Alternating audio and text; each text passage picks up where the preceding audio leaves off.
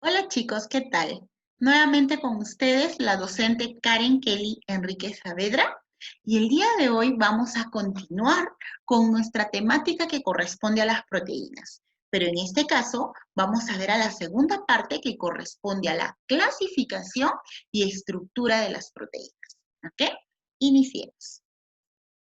A ver, nosotros en el video anterior habíamos mencionado que las proteínas eran aquellas macromoléculas que estaban formadas por la unión de aminoácidos, ¿ok? Y que eran importantes porque iban a cumplir diversas funciones en los seres vivos. Ahora, estas proteínas a su vez las vamos a clasificar. Y vamos a clasificar a las proteínas teniendo en cuenta dos criterios. Primero, teniendo en cuenta su forma y la segunda, teniendo en cuenta su composición. Veamos al primer criterio de clasificación, que es teniendo en cuenta su forma. Teniendo en cuenta la forma de las proteínas, estas se pueden clasificar en dos grandes grupos. En un grupo llamado el grupo de las proteínas fibrosas y en otro grupo llamado el grupo de las proteínas globulares. Veamos a sus diferencias. Las proteínas fibrosas se caracterizan porque son proteínas que tienen forma alargada o podría decir que tienen forma fusiforme. ¿Cómo es forma fusiforme? Quiere decir que es alargada y que terminan en punta. Esa es forma fusiforme. En cambio, las proteínas globulares se caracterizan porque son proteínas que tienen forma esférica o puedo decir forma redondeada. Otra diferencia, que las proteínas fibrosas se caracterizan porque son proteínas que van a ser insolubles en el agua. En cambio, las proteínas globulares son proteínas que van a ser solubles en agua. ¿Ok? Otra diferencia, tenemos que las proteínas fibrosas son proteínas que van a estar formadas por un solo tipo de estructura secundaria. Ah, quiere decir que en su composición van a estar formados solo por la unión de puras estructuras secundarias que sean de un solo tipo. Quiere decir de pura unión de puras alfa hélices o por la unión de puras estructuras de tipo beta laminares. Pero no pueden tener dos estructuras secundarias diferentes combinadas entre sí. ¿Ok? En cambio, las proteínas globulares son proteínas que sí pueden estar formadas por dos a más tipos de estructuras secundarias. Quiere decir que estas proteínas globulares sí podrían formarse por la combinación de estructuras secundarias diferentes, o sea, por la combinación de estructuras alfa hélice con beta laminares. ¿Ok? Las proteínas fibrosas son proteínas que van a cumplir función de tipo estructural. En cambio, las proteínas globulares son proteínas que van a cumplir diversas funciones, llámense función estructural, de movimiento, de transporte, de reserva, hormonal, enzimática, ¿ok? Entonces, miren, van a cumplir diversas funciones. Por ejemplo de proteínas fibrosas. Por ejemplo, tenemos a las proteínas de queratina, a las proteínas de elastina, a las proteínas de colágeno, a las proteínas de fibrina, a las proteínas de fibroína. Proteínas globulares, pues todas las demás proteínas que no estaban dentro de la clasificación de las que cumplían función estructural. Ojo, aunque de las que estaban en función, cumpliendo función estructural, dos de ellas están cumpliendo función o son de tipo globular. Por ejemplo, que cumplen función estructural. Por ejemplo, tenemos a las histonas, tenemos a las tubulinas. ¿Ok? Pero también aquí encontramos a proteínas que van a cumplir otras funciones. Por ejemplo, proteínas de movimiento. Tenemos a la actina, la miosina, tropomiosina. Proteínas de función inmunológica como los anticuerpos, el interferón, la mucina, las interleucinas. Proteínas de función enzimática o catalítica, tenemos a las enzimas. Proteínas de función hormonal como la insulina, el glucagón, la calcitonina, las prolactinas. Proteínas de función de reserva, como la caseína, la ovoalbúmina, las ferritinas. Proteínas de función de transporte, como las hemoglobinas, las hemeritinas, las mioglobinas. ¿Ok? Miren, ve, tenemos a ejemplos de proteínas fibrosas y globulares. Como te podrás dar cuenta, según su forma, ¿cuáles son las proteínas más abundantes? Muy bien, las proteínas globulares. ¿Ok? Mire, primera clasificación, teniendo en cuenta su forma. Pero tenemos otro criterio de clasificación y es teniendo en cuenta su composición. Y teniendo en cuenta este criterio, las proteínas se van a clasificar también en dos grandes grupos. En un grupo llamado el grupo de las proteínas simples o también se les llama holoproteínas. Y en otro grupo llamado el grupo de las proteínas conjugadas o también se les conoce como las heteroproteínas. ¿Por qué decimos que una proteína es simple? Porque son aquellas proteínas que en su composición solo están formados por la unión de aminoácidos. ¿Ok? ¿Y por qué decimos que una proteína es conjugada? Porque en su composición van a estar formadas por la unión de aminoácidos, pero además van a tener a un grupo prostético. ¿Qué cosa es un grupo prostético? Un grupo prostético es cualquier molécula, ¿ok? Que se va a unir a un aminoácido. Un grupo prostético podría ser un glúcido, un lípido, un fosfato, ¿ok? Un metal, etc. Cualquier molécula, pero ojo, menos un aminoácido. ¿Por qué no un aminoácido? Ah, porque si es un aminoácido, el grupo prostético, más aminoácido más aminoácido, ¿qué sería? Una proteína simple, ¿cierto? Entonces, un grupo prostético es cualquier molécula que se une a un aminoácido, pero que no puede ser aminoácido, ¿ok? Por ejemplo de proteínas simples. Por ejemplo, tenemos a las proteínas como las tubulinas, que están formadas solo de la unión de aminoácidos. Proteínas como la albúmina, proteínas como las queratinas, las elastinas, el colágeno, las histonas, la fibrina, que son ejemplos de proteínas simples. Ejemplo de proteínas conjugadas. Por ejemplo, tenemos a las hemoproteínas. Las hemoproteínas son proteínas que tienen como grupo prostético al grupo HEM. El grupo HEM es aquel grupo de proteínas que tiene como átomo central al hierro.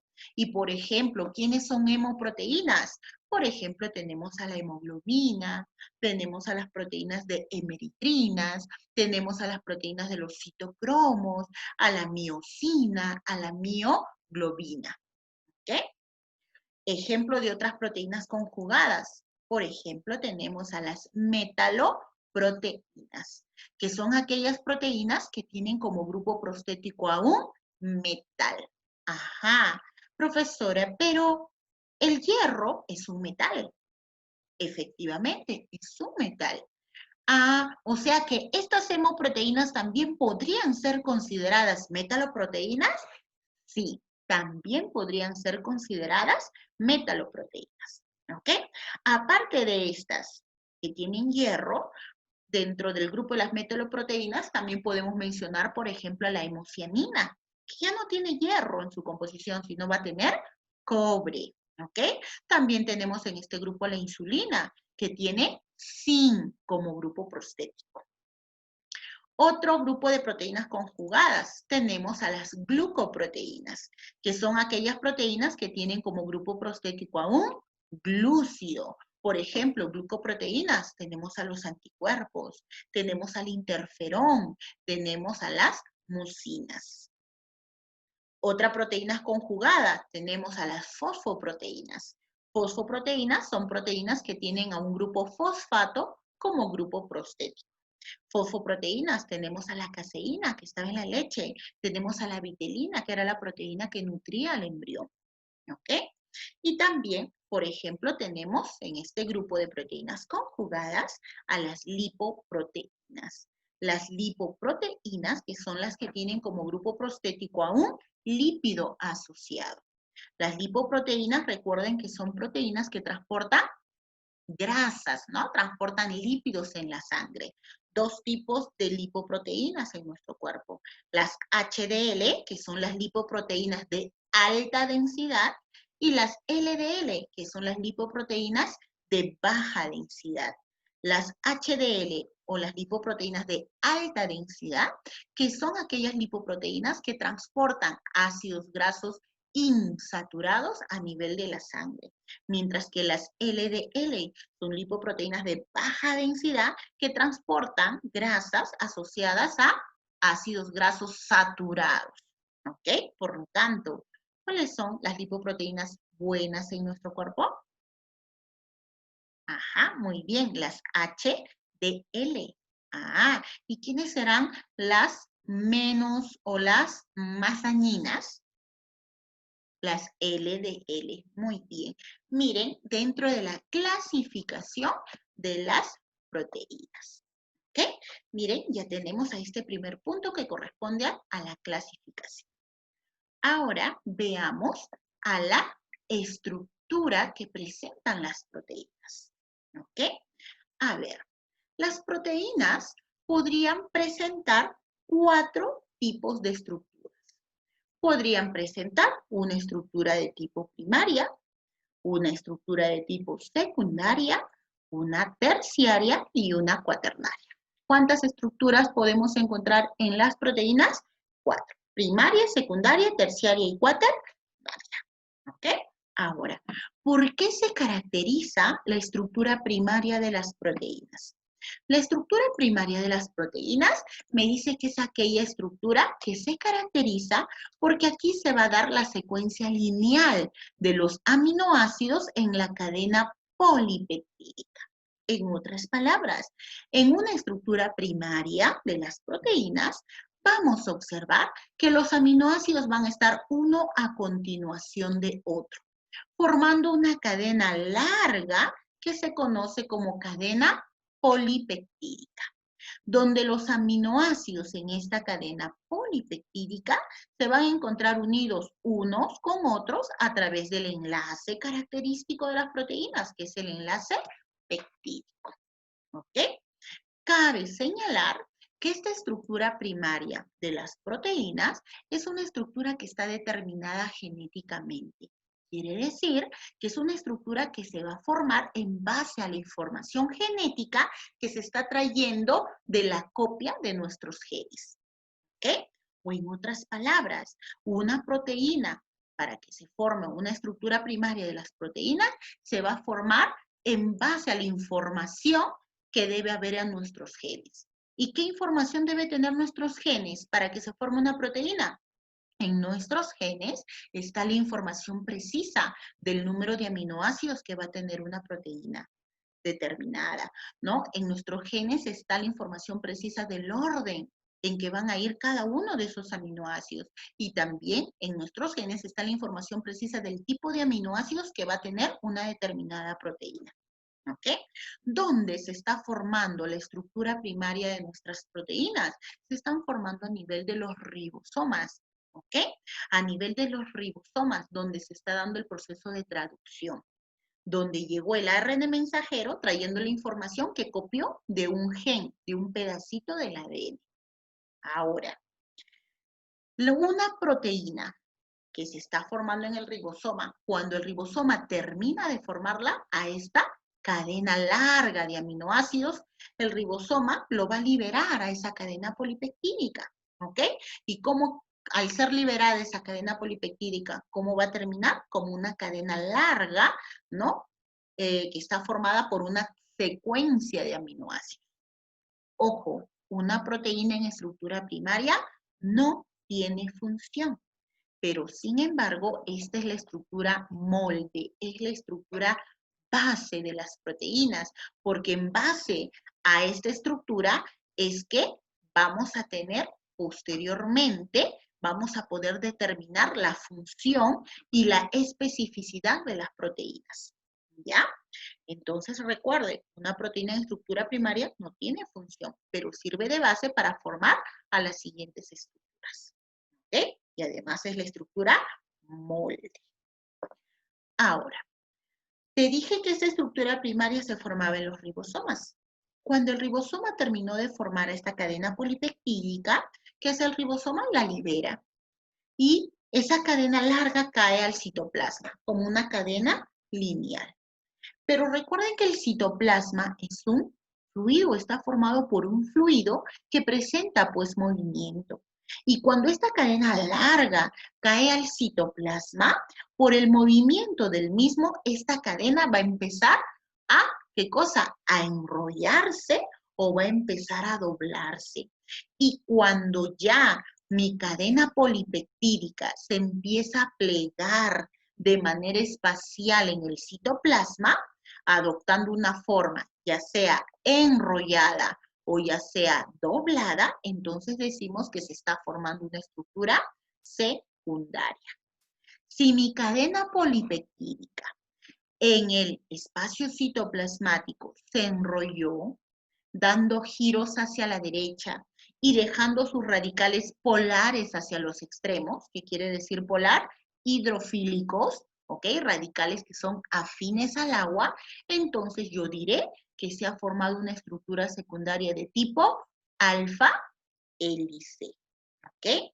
Pero si mi cadena polipeptídica en el espacio citoplasmático empieza a doblarse, formando pliegues en forma de zigzag y dejando sus radicales apolares hacia los extremos, apolar quiere decir hidrofóbico, entonces diremos que se ha formado una estructura secundaria de tipo beta lámina plegada, o podría decir también beta laminar o beta hoja plegada. ¿Ok? Aunque también podría darse el caso en que esta cadena polipeptídica, cuando cae al citoplasma, podría adquirir una forma no definida, no tener una forma definida. ¿Ok? Y cuando una cadena polipeptídica se dispone sin una forma definida, se conoce como la estructura secundaria al azar o llamada la estructura de random Colli. ¿Ok? Random Colli. Entonces, ¿cuántos tipos de estructuras secundarias podrían formarse? 3, alfa hélice, si es enrollada, beta laminar, si es en forma de pliegues, o al azar o de random Colli, si es que no tiene una forma definida. Pero ojo, así como se enrolló mi cadena polipeptídica por el movimiento del citoplasma, ojo, así como se enrolló, podría volver a desenrollarse. Para que eso no pase, en esta estructura secundaria aparecen unos enlaces que van a dar estabilidad a la estructura secundaria, ¿ya? Y van a impedir que se desenrollen o se desdoblen.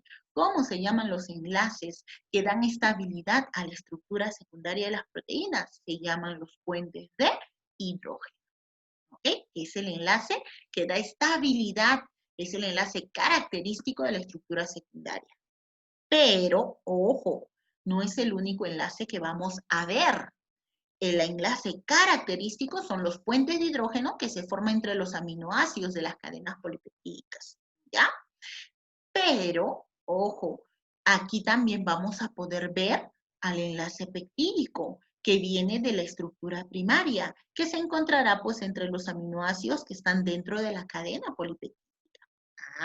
Entonces una cosa es, enlace característico de la estructura secundaria es puentes de hidrógeno. Pero ¿qué enlaces veo en la estructura secundaria? Dos, los puentes de hidrógeno y los enlaces peptídicos que vienen de la estructura anterior. ¿Ok? Ahora, tanto una proteína en estructura primaria como en estructura secundaria no tienen función y sirven de base para formar a la siguiente estructura. ¿Cuál es la siguiente estructura? La estructura terciaria. ¿Por qué se caracteriza la estructura terciaria? Porque en esta estructura se va a dar el plegamiento definido y compacto de las cadenas polipeptídicas que vinieron de la estructura secundaria. En otras palabras, una estructura terciaria se forma por la unión de cadenas polipeptídicas con estructura secundaria. Y ojo, podrían unirse alfa hélices con puras alfa hélices, o podrían unirse beta laminares con pura beta laminares, o también, como ves en la imagen, podrían unirse combinaciones de alfa hélices con beta laminares. ¿Ok? Cualquiera de esas combinaciones se puede dar. Ahora, para que una cadena secundaria se una con otra cadena secundaria, aquí va a depender de la presencia de los aminoácidos que tenían azufre en su composición, o sea, de los aminoácidos de cisteína y de los aminoácidos de metionina. ¿Y por qué depende de la presencia de esos aminoácidos? Porque como estos tienen azufre en su composición, entre los átomos de azufre se van a... Y cuando se atraen entre los átomos de azufre, se va a formar el enlace característico de esta estructura que vienen a ser los puentes disulfuro. Disulfuro porque se forma entre los azufres que tienen la cisteína y la metionina. ¿Ok?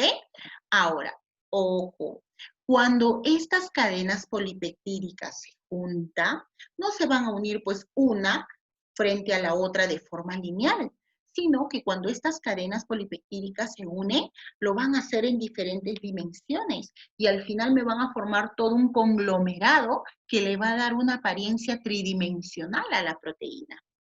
Y cuando mi proteína adquiere recién esa forma tridimensional, recién diremos que la proteína adquirió forma y adquirió función.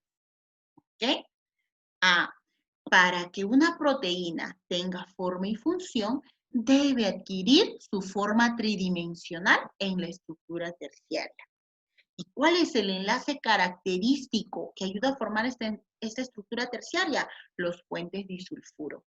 Pero no es el único enlace, ¿cierto?, que vamos a ver en esta estructura. Porque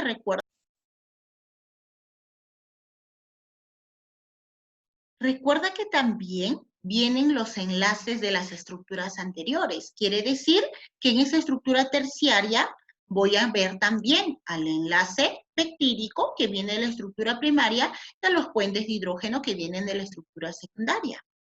Pero, aparte de estos enlaces, para que se forme una proteína tridimensional van a contribuir otras fuerzas electrostáticas. Por ejemplo, que se conocen como las fuerzas débiles o los enlaces débiles. ¿Y qué enlaces o fuerzas débiles contribuyen para que se forme esta proteína tridimensional? Pues tenemos, por ejemplo, a las fuerzas hidrofóbicas, a las fuerzas interjónicas, a las fuerzas de Van der Waals y a los puentes salinos, que son enlaces débiles que contribuyen a que se forme esta proteína de forma tridimensional. ¿Y para qué hemos dicho que necesitamos que se forme esa estructura tridimensional? Para que la proteína adquiera forma y adquiera función. ¿Ok? Toda proteína, si quiere tener función, debe llegar a esta estructura terciaria. Y la mayoría de proteínas llegan, ¿ok? Y la mayoría se queda en estructura terciaria. Solo algunas pueden llegar a formar a una estructura cuaternaria. ¿Y cómo se forma una estructura cuaternaria? Por la unión de péptidos que vienen con estructura terciaria. Mire, aquí yo tengo una proteína terciaria, otra proteína terciaria, otra proteína terciaria, otra proteína terciaria. La unión de proteínas con estructura terciaria o la unión de péptidos con estructura terciaria me forman a una proteína cuaternaria. ¿Ok? A cada proteína terciaria que se está uniendo para formar una cuaternaria se conoce también como un protómero. ¿Qué es un protómero? Es una proteína con estructura terciaria que se está uniendo para formar una cuaternaria. A las proteínas cuaternarias también se les conoce como proteínas oligoméricas o también decimos multiméricas. Claro está, chicos, que en esta estructura cuaternaria, todos los enlaces anteriores que vinieron de la estructura terciaria se mantienen dentro de cada protómero. Pero además, ¿cuál es el enlace característico que une a los protómeros en la estructura cuaternaria? Vienen a ser también los puentes de hidrógeno. Si me dicen puentes de hidrógeno entre protómeros o entre péptidos, es una estructura cuaternaria. Pero si me dicen puentes de hidrógeno entre aminoácidos de la cadena polipeptídica, ajá, es estructura secundaria. Entonces, para que diferencies, puentes de hidrógeno entre aminoácidos, estructura secundaria. Puentes de hidrógeno entre péptidos, estructura cuaternaria. ¿Ok? Acuérdense. Te mencioné que no todas las proteínas llegan a estructura cuaternaria, solo algunas llegan a formar una estructura cuaternaria, que es una proteína, ¿no? Que es la estructura de mayor jerarquía, donde las proteínas van a tener una forma netamente globular. Por ejemplo, ¿quiénes llegan a estructura cuaternaria? Llega la proteína de hemoglobina, la proteína de hemocianina, los anticuerpos y también las lactoglobulinas, que son las que van a llegar a formar una estructura cuaternaria. ¿Ok? Muy bien, chicos. Entonces, hemos terminado con lo que corresponde a nuestra temática de las proteínas. ¿Ok? Muy bien, me despido de ustedes hasta la siguiente oportunidad. Cuídense.